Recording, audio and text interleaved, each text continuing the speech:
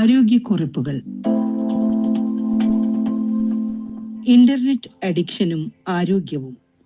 Ayurveda ചികിത്സകയായ doctor Thushara Joy സംസാരിക്കുന്നു.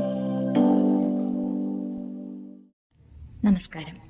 Internet അഡിക്ഷനും ആരോഗ്യവും.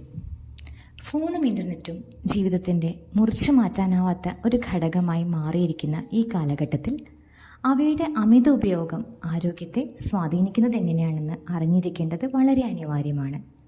നമ്മൾ അതിൽ ചിലവഴിക്കുന്ന സമയം എത്രയാണെന്ന് നാം പലപ്പോഴും തിരിച്ചറിയാറില്ല.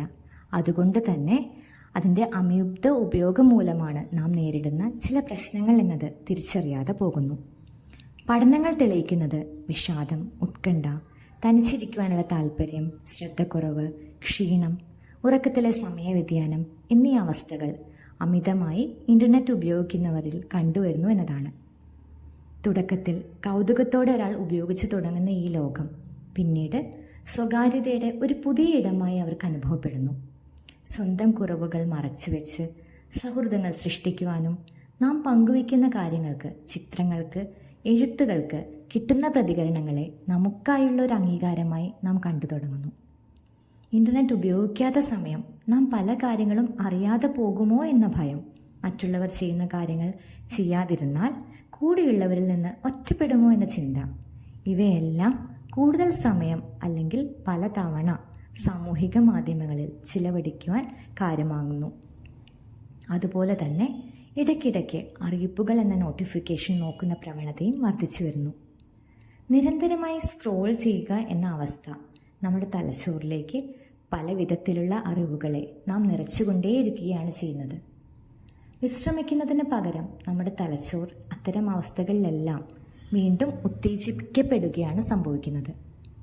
തലച്ചോറിൻ്റെ ഗ്രേ മാറ്ററിൻ്റെ അളവ് കുറയുകയും വികാര നിയന്ത്രണ കേന്ദ്രമായിട്ടുള്ള അമിഗ്ഡല എന്ന ഭാഗത്തിന് അമിത ഉത്തേജനം ലഭിക്കുകയും ചെയ്യുന്നു.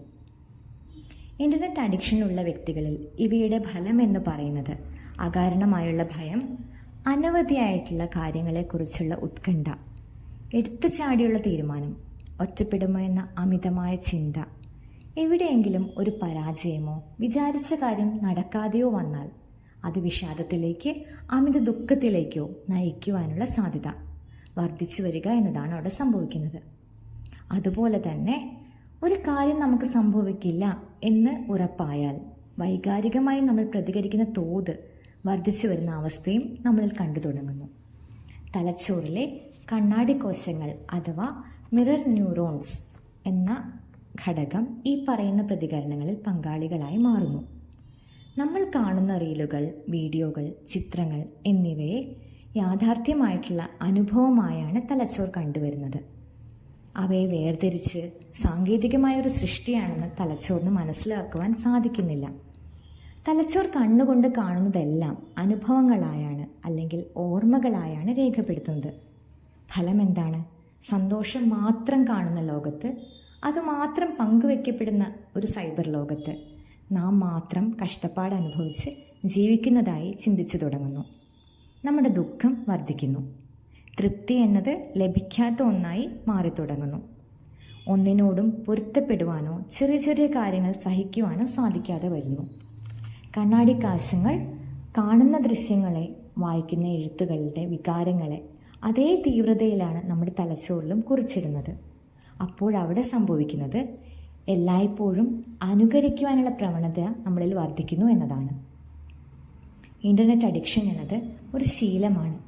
അതൊരു ആസക്തിയോ ലഹരിയോ ആയി മാറുന്നു എന്ന് പറയുമ്പോൾ അത് നമ്മുടെ തലച്ചോറിലും ശരീരങ്ങളും മാറ്റം വരുത്തി തുടങ്ങുന്നു.